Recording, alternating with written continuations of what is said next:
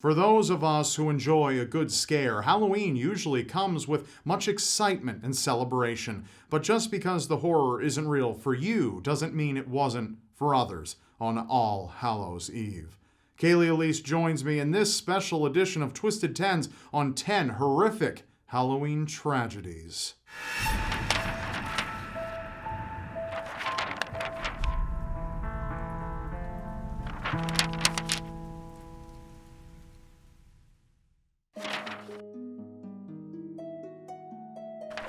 Receiving candy from strangers seems like a bad idea, but on Halloween it's tradition, despite worries of poisoned candy.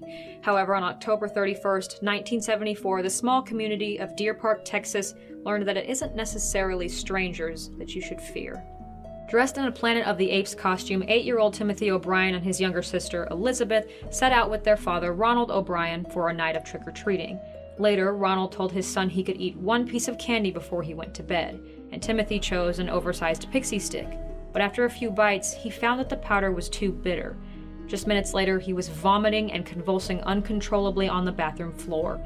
He was rushed to the hospital but was dead within the hour. His pixie stick had been laced with cyanide. When questioned by the authorities, Ronald wove a story about receiving the candy from a neighbor, but he was later arrested after police found physical evidence linking him to the crime. Authorities then uncovered Ronald's motive. He was over $100,000 in debt and had recently taken out $60,000 worth of insurance on both of his children, and had deliberately poisoned them, intending to collect on the money. He gave the poison candy to other neighborhood trick-or-treaters in an attempt to throw suspicion off of himself, though luckily, none of the other children opened their candy that night. Ronald maintained he was innocent until his dying day, despite all of the evidence against him. When he was executed in 1984, he called the death sentence human error, but parents and children who knew him as the man who killed Halloween felt that justice had been served. From all outside appearances, Peter and Betty Fabiano were happily married. But on October 31st, 1957, Peter opened his door expecting a trick-or-treater and instead was staring down the barrel of a gun. It was just past 11 p.m. in Sun Valley, California, when Peter and his wife turned out the lights to go to bed, only to hear the doorbell ring again. Slightly annoyed by the late trick-or-treaters, Peter opened the door, saying, "Isn't it late for this sort of thing?" He looked up just in time to see a masked figure pull a gun out of a candy bag. The culprit fired one shot that struck Peter just beneath his heart and then turned and fled into a waiting car. Peter didn't survive the encounter and police had no good leads, but Betty suspected the murder was the work of her recent ex-lover and friend, Joan Rabble.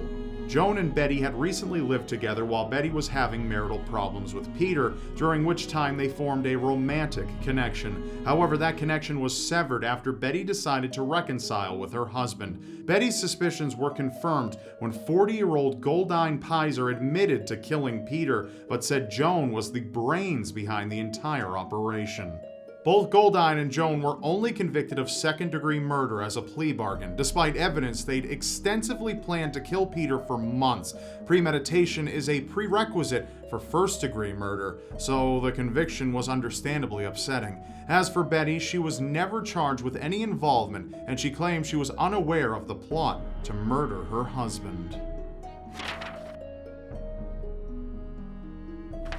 With Halloween just around the corner, 69-year-old Marvin Brandlin and his wife Ethel spent the night in 1982 handing out candy to local trick-or-treaters. However, the couple, who had been married for 46 years, could not have known the violence that awaited them when they opened the door to a ghost.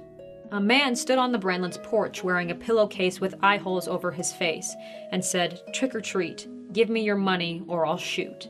Ethel, thinking it was a prank by a relative, turned to retrieve the candy, and the man forced his way into the house and pointed a gun at a stunned Marvin. The intruder demanded Marvin take him down into the basement to retrieve the money out of the couple's safe. Shocked and frightened, the couple made their way to the kitchen towards the cellar when Marvin made an attempt for the robber's gun, only to be shot in the throat during the struggle. The intruder fled, leaving his mask behind. Marvin died while on the operating table on October 31st, and Ethel passed away just months later, with family citing her grief as the reason behind her decline in health.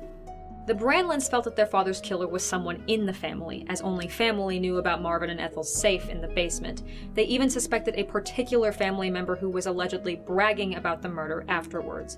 However, the police were unable to extract enough DNA evidence to make a match to the unnamed relative, and the murder is still considered unsolved. On October 31st, 2004, roommates Leslie, Adrienne, and Lauren spent the night handing out candy to the local children of Napa, California. Around 11 p.m., they shut off the lights and turned in for the evening. But even though the trick-or-treating had ended, the roommates were about to encounter a monster of a different kind. Lauren was fast asleep when she suddenly awoke to the sound of a struggle and screams for help coming from Adrienne and Leslie's room upstairs. Terrified, she fled into the backyard and hid until she saw a dark figure crawl out the back window and disappear into the night. Lauren re-entered the house only to be met with a chilling sight. The bodies of her two friends, Leslie Mazzara and Adrienne Insogna, stabbed to death on the floor. Police arrived within minutes, but a search for the assailant turned up nothing. The only lead they had was a handful of cigarette butts outside the house that matched DNA evidence at the crime scene. Nearly a year later, after interviewing over 1,500 people, police caught a break when a man named Eric Koppel turned himself in, confessing to the murders. Eric, who was married to one of Adrienne's best friends, claimed he'd been drinking and partying the night of the murder, but couldn't explain why he'd broken into the girl's house, nor why he attacked and killed Adrienne and Leslie, only that he was struggling with alcoholism and family problems at the time. After a DNA match from the crime scene was confirmed, police arrested their killer. Eric Koppel struck a plea bargain and waived his rights to make any future appeals in order to escape the death penalty, and he was found guilty on December 5th, 2006. He will spend the rest of his life behind bars for the senseless Halloween murders. On Halloween afternoon in 2011, in the small town of Armstrong, British Columbia, several people heard a female screaming. The sun was about to set and the local trick-or-treating was about to begin, so everyone dismissed the screams as spirited Halloween fare. But they couldn't have been more wrong. Around 6 p.m., 18-year-old Taylor Van Diest began her walk to her friend's Halloween party, dressed as a zombie. On the way, she was texting her friend, and suddenly she sent a message saying that she felt like someone was following her, and that she was being creeped on. It was the last message Taylor would ever send. When she didn't show up at her friend's house, she was reported missing, but police didn't have to look long until they found her lying next to a railroad track, unconscious and dying. She'd been bludgeoned to death on the head, and she later succumbed to her injuries while in the hospital.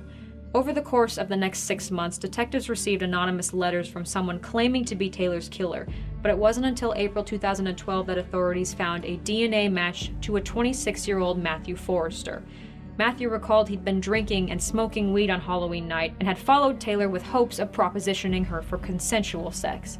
However, she rejected him and he pushed her, at which time Matthew claims she hit her head on a steel pipe on the ground. But her multiple injuries and defensive wounds led the jury to believe he wouldn't take no for an answer and had beat her to death after being rejected. Matthew was sentenced to 25 years in prison without the chance for parole, and Matthew's father, Stephen, who had attempted to help his son flee during the investigation, was also charged and spent 3 years behind bars for his involvement.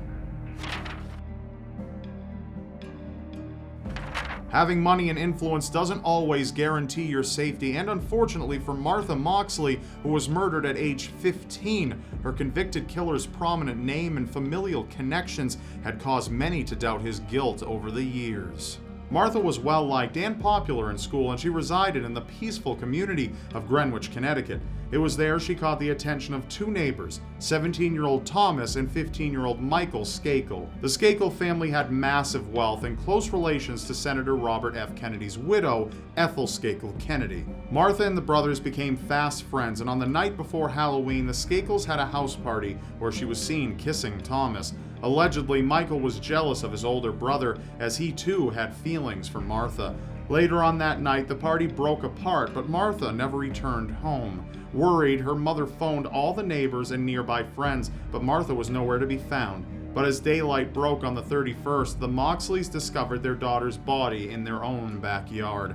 Martha lay dead under a tree with her pants pulled down. She'd been beaten to death with a golf club, but not sexually assaulted. However, there was semen at the crime scene that was traced back to Michael Skakel. Michael claimed to have been masturbating under that same tree the night of Martha's murder, but that he hadn't had anything to do with her death. Both Michael and Thomas changed their alibis several times in the course of the investigation, but it wasn't until over 25 years had passed that Michael was arrested and charged with Martha's murder. Michael's affluent family saw an innocent, devoted family man who'd been wrongly convicted, but others who knew him saw a man who was quick to anger and who used his wealth and power to get what he wanted. At one point, Michael even bragged to two former classmates that he was going to get away with murder because he was a Kennedy. Michael was found guilty in 2002 but received a new trial in 2012 due to Robert F. Kennedy Jr.'s involvement and was subsequently released in 2013. He currently resides in Connecticut, where he is monitored 24/7 with GPS and is legally forbidden from contacting Martha's family. Before the age of the internet and endless information at our fingertips, the world felt like a much safer place. So safe, in fact, that many parents would allow their children to go trick-or-treating on their own. However, the residents of Fond du Lac, Wisconsin were shocked when one of their own went out on Halloween night and never returned home. 9-year-old Lisa French was last seen trick-or-treating in her neighborhood before she seemingly vanished on Halloween of 1973. Just days later, her body was found inside of a plastic bag in a farmer's field.